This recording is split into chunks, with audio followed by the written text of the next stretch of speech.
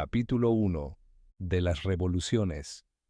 Todos estamos atados al trono del Ser Supremo con una cadena flexible que nos retiene sin subyugarnos.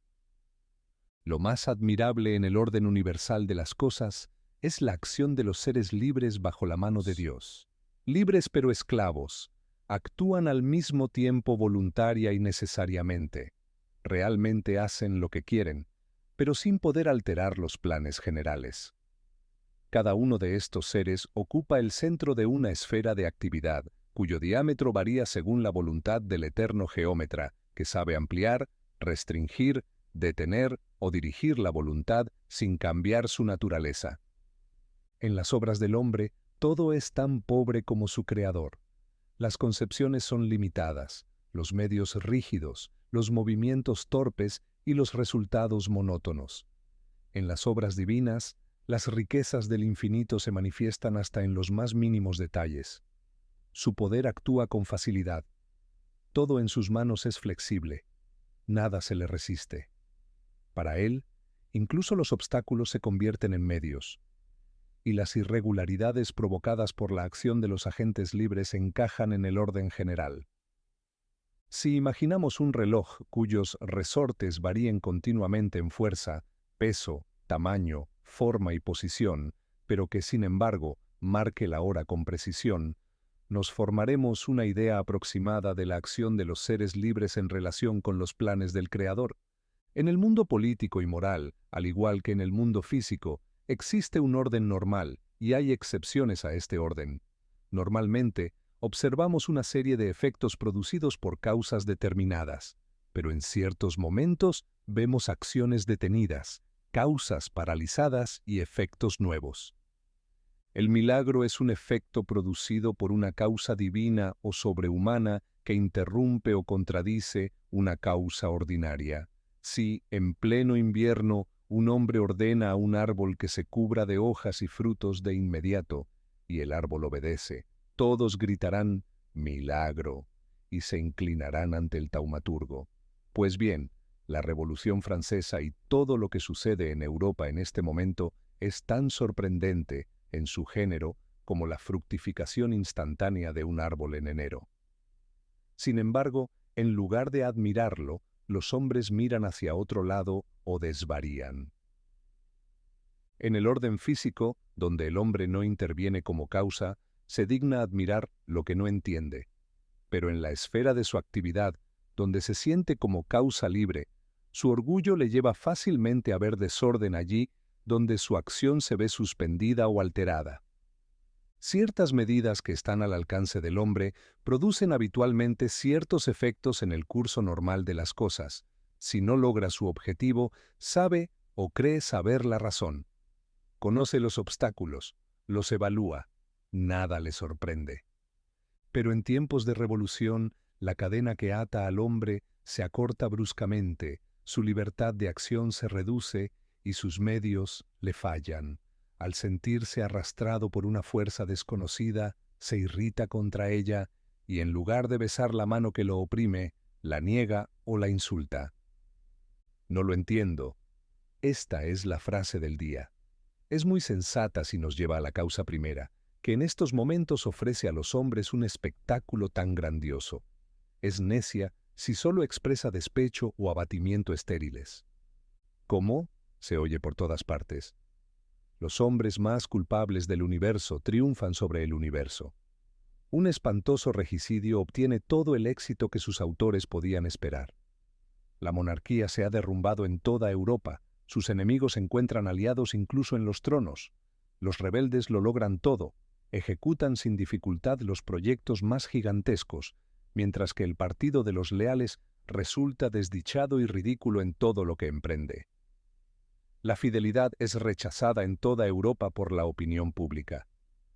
Los principales hombres de Estado se equivocan invariablemente. Los generales más grandes son humillados. Así debe ser, indudablemente, ya que la primera condición para que la revolución triunfe es que todo lo que podía prevenirla sea inútil, que aquellos que intentan impedirla fracasen en todo. Pero nunca es más visible el orden, Nunca es la providencia más palpable que cuando la acción superior sustituye a la del hombre y actúa por sí sola. Eso es lo que estamos viendo en este momento. Lo más impresionante de la Revolución Francesa es esa fuerza arrolladora que derriba todos los obstáculos. Su torbellino arrastra como si fuera paja todo lo que la fuerza humana ha podido oponerle.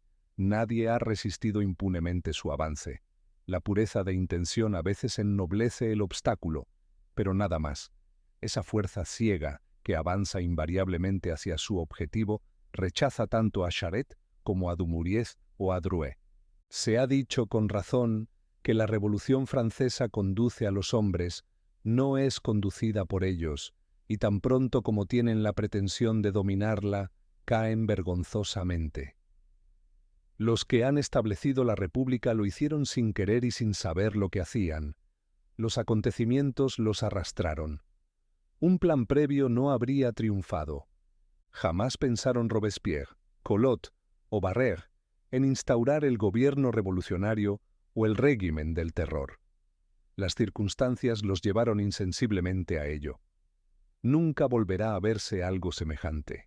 Estos hombres, comunes hasta el exceso, ejercieron sobre una nación culpable el despotismo más espantoso que registra la historia, y seguramente ellos eran, de todo el reino, los más asombrados de su propio poder.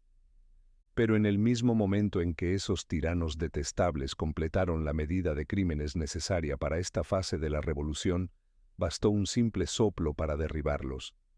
Aquel poder gigantesco que hacía temblar a Francia y a Europa no resistió el primer ataque, y para que no quedara nada grandioso ni digno en una revolución totalmente criminal, la providencia quiso que el primer golpe lo dieran los septembrinos, con lo que hasta la justicia quedó mancillada. Muchos se han sorprendido de que hombres más que comunes hayan previsto mejor la Revolución Francesa que otros de gran talento, de que creyeran firmemente en ella mientras que políticos consumados aún no lo hacían.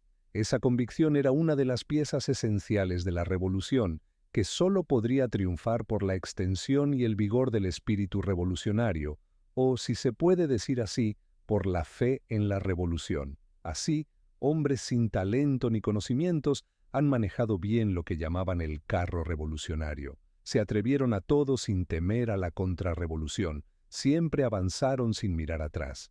Y todo les salió bien porque no eran más que instrumentos de una fuerza más sabia que ellos.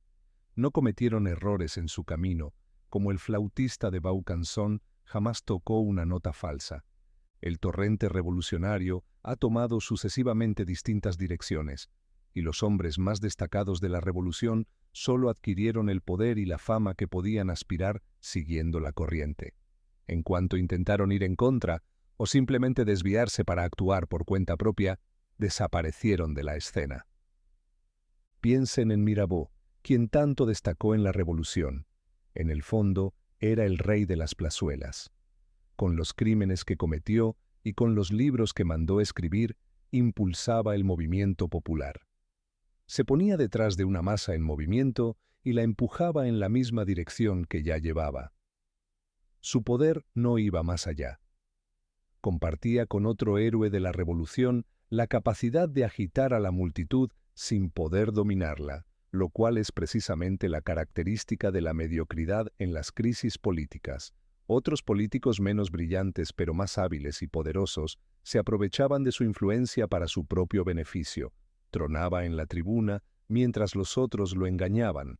Al morir, dijo que, si hubiera vivido, habría reunido las piezas dispersas de la monarquía. Y cuando quiso, en el momento de su mayor influencia, aspirar a un ministerio, sus subordinados lo rechazaron como a un niño. En resumen, cuanto más se examina a los personajes que parecen más activos en la revolución, más claramente se percibe en ellos algo de pasivo y mecánico. Nunca se repetirá lo suficiente que no son los hombres quienes dirigen la revolución, sino la revolución la que utiliza a los hombres. Es una gran verdad decir que avanza por sí sola.